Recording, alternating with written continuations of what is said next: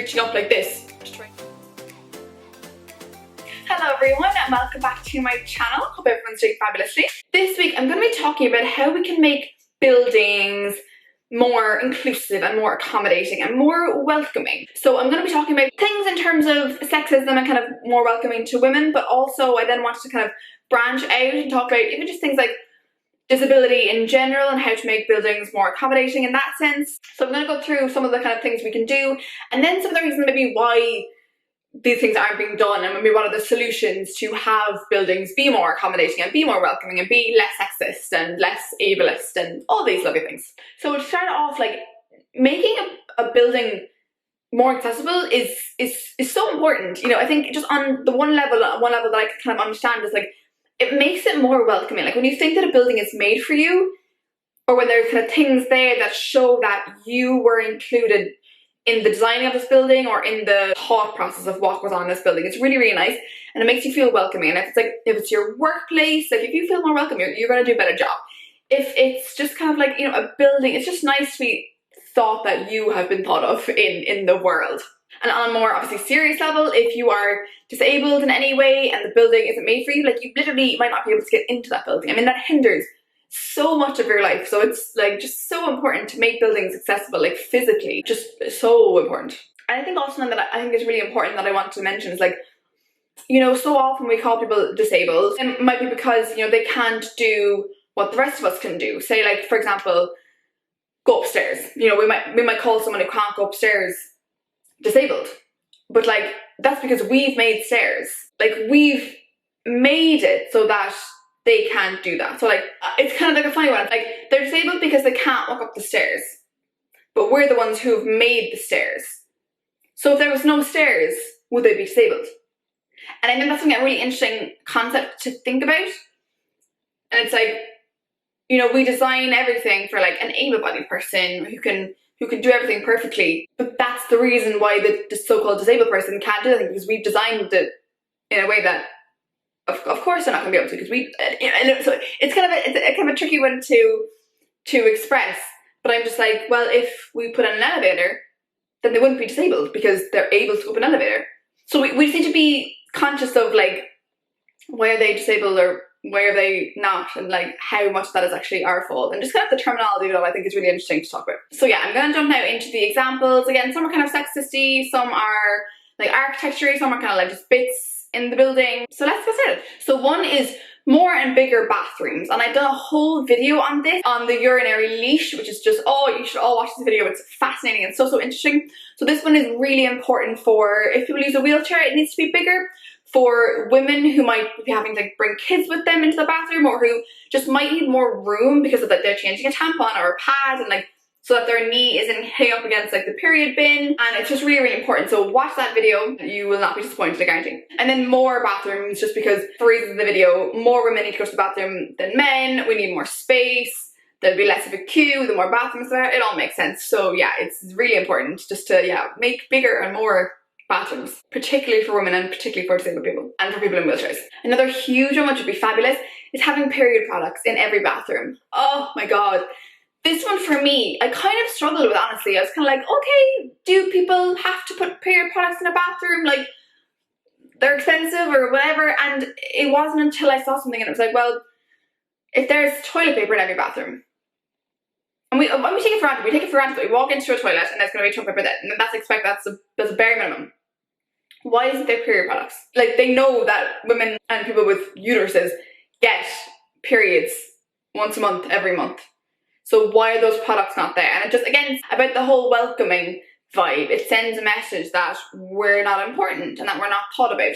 And again, just for me, what really drove it home was that if they have toilet paper, and that's free and that's given to us, why are period products? And you hear the story all the time of like girls being like, oh, they don't have a tampon, they don't have a pad, you know, like they shouldn't have to do that. It's just so annoying. So yeah, period products in every bath. And I'm seeing it a lot in places. They're starting to do that and it's amazing.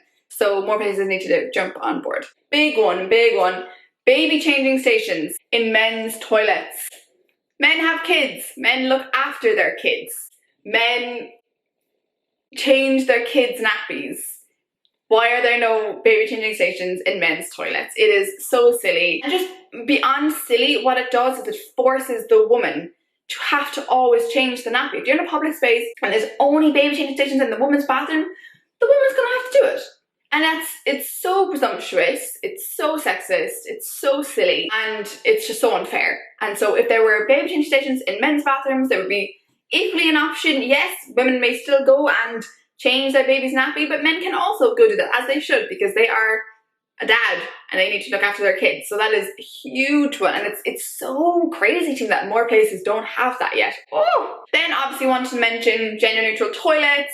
Huge for people who are trans and maybe a trans woman or a trans man, but they don't feel really comfortable yet going into the women's or the men's bathrooms. Non-binary people who don't identify as either, you know, like they don't want to have to pick one and they shouldn't have to. Gender neutral toilets, like, you know, and like, again, a lot of places they have the women's, they have the men's, they have gender neutral, and like, that's grand. Like, you know, it's not taking away from me if they have a gender neutral toilet. Like, I can still go to the women's one if I want, or I can go to the gender neutral one. Like, I still have the choice. So like, people who get mad at gender neutral toilets, like, you're just getting mad for the sake of getting mad.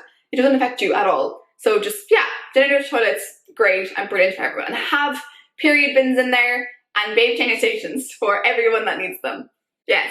One really random kind of left field one that I want to put in that is fascinating, and I'll leave an article maybe below on kind of explaining this more, is facial recognition software that isn't violently racist. So fair enough, a lot of places, a lot of buildings don't have facial recognition just yet, but some places do, and a lot of it is sexist. They actually can't see because the skin is dark. They have like these softwares have primarily been made by white men with very white skin, and the software is not made to recognize black skin or brown skin, and so it doesn't work. And so like, if this is a building and it's like security clearance or whatever and you can't get in, like, people will think you're a criminal, and people already think you're a criminal because you're black. So that's really, really important, and like, it's really fascinating to educate yourself on that. And yeah, just stop making technology that's racist. Oh, stop being racist, and then you won't inadvertently make technology that is racist. Yeah. Another really interesting one is, you know, countertops. Like, obviously we're seeing more and more ones that you can like raise and set up on, and that's brilliant. You know, I was in a building recently, a new one, and it's all these kind of like wooden countertops that can't be moved, but they're way too high. And I really want to know like who was involved in making these. I can't sit there, like, it's a kind of a workplace, and I can't sit there because they're way too high and all the chairs are way too far. Like, fair enough, you can get higher chairs and the higher tables wouldn't be so bad. But like, they have low chairs, high tabletop. I can't sit there. I'm like, what? And I'm really fascinated by it. And I feel like it was made by like a big man who that would suit. And like, it's not even that I'm that small. I'm quite average. And I like, I'm like reaching up like this to try and do my stuff. It's not okay. So that like is just really interesting. And like, this would be fine if there were, say, chairs that could be moved up and down, but there isn't. They're not chairs that can do that. So it's really silly. And I kind of, yeah, either get chairs, but then I move up and down to go along with the really high countertops, or get moving countertops, or I don't know. Yeah, that was just a really weird one that I wanted to point out. Obviously a big one that's been around for a while, but I'm gonna say it anyway, ramps for wheelchair users. I mean, so important. Like, the amount of, like, I think about my house, and if I was in a wheelchair, I would be screwed. Even just getting into the door, I couldn't do that because it's kind of like a little, like a hump, but then there's like a step, and then there's like up loads of more steps, and then it's up kind of a big hill just to get onto the main road. Like, I could not do that if I was in a wheelchair. So it just makes me think of like all the other scenarios that you cannot do if you're in a wheelchair. And again, it's just that like, we invented steps. Like, we invented the thing that makes them disabled. Like, they're not necessarily disabled, but we have invented the steps that then makes them disabled because they can't go up the steps. So if we made ramps, then wheelchair users could go up the ramps, and so could we. Like, I think it's important to think about, like, you can give ramps and elevators for, say, wheelchair users. And like, people who don't need wheelchairs can also use those things. It's not like, you know, by making things wheelchair accessible that you're making them non-accessible to people who don't need. Like, you know, like, I can still use a ramp and I can use a wheelchair. I would much prefer a ramp that both myself and a wheelchair user can use, as opposed to steps that only I can use. It makes complete sense. One other thing that I thought was fascinating that I saw recently, and I'll put a picture of it here, and you'll see it. It's basically like, you know, if you're kind of like going upstairs, if you're able to go upstairs, but you maybe just kind of need a breather, maybe like halfway through or something, that they've made this little thing where you can sit kind of halfway through. I think that's fascinating, and I really like, inspires me. I'm like, oh, buildings can really be made with people of all abilities in mind, and it's fascinating. Like, it doesn't take, you'll see, like, you know, it's just built into the stairwell, and like, it doesn't take much to do that. Move around a bit of wood, it's quite easy, and it's fascinating and innovative, and I thought it was really cool. I want to kind of include that as well in this video. Another one is temperatures being sexist, and like you're probably like, what is she on about? But I've talked about this before in another video, and I'll link an article down below. Like, temperature, again, it's a thing that's made by men. Men's like body temperature, like core body temperature is, let me see, higher, so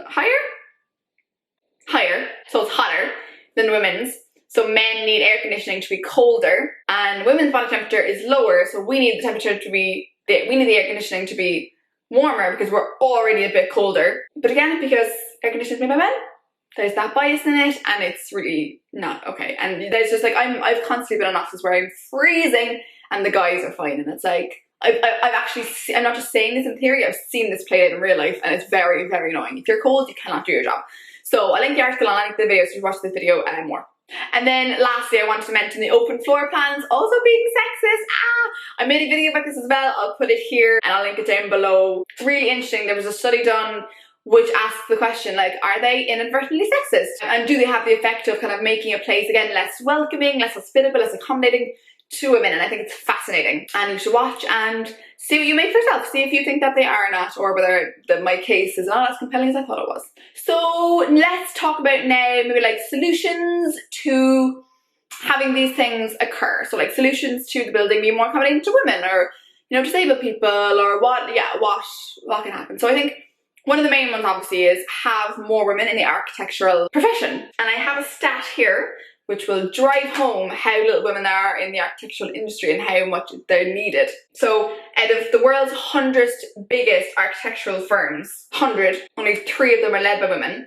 And which is even more interesting, that they're all Scandinavian, which again is not surprising given their like whole like, we're gender equality friendly, but only 3 of them are led by women. And then kind of on that as well, the survey, again I'll link it down below, found that women occupy just 10% of the highest ranking jobs at these leading firms. So that's things that maybe like chairperson, CFO, COO, OOO. So even if they're not CEO, they still don't have any of the other kind of senior leadership positions. So it's just so silly. But I think like something interesting to mention on that is like, yeah, if you have more women, then yeah, the chances are more likely that buildings will be made with women in mind and will take kind of our life experiences into account, but it's not a surefire thing. I mean, women have internalized misogyny. Women are raised in the same system that men are raised in, so we might not also think of our own needs, or we'll know our needs, but we'll disregard them because we're made to see them as less important. So it's not like a surefire thing, but it definitely would help. And it's also just the right thing to do. I mean, women are 50% of the world, so there should be 50% of industries like architecture. So yeah, it's kind of a win-win, but not, you know, not the be-all and end-all. I think what could be as effective is, you know, male architects being trained in this kind of thing, being trained in accessible buildings, being trained in making them less sexist. And maybe this is occurring, maybe some places it's probably not, but I think that would be absolutely really important and really effective. And I mean, even before that, and again, I don't know if they teach this in university, but like teach people how to make buildings less sexist and more accommodating and less ableist and just more inclusive and more nice and welcoming for everyone. And that would be fascinating. I'm not an architect, so I don't have all the answers, but they're just some of the things that I come up with. And if you have any other ideas onto how we solve the problem and, you know, make architects and people designing buildings more aware of a range of people's needs and not just their own. So I hope you find this video interesting and enlightening, and maybe, you know, when you're in a building, look out for some of these things and yeah, report back. So yeah, I would love you to subscribe to my channel if you enjoyed this, if you want to see more feminist debates, and like the video, and yeah, leave a comment down below if you have any thoughts and I will get back to you. So thank you so much for watching this week's video, and I will see you in the next one. Bye!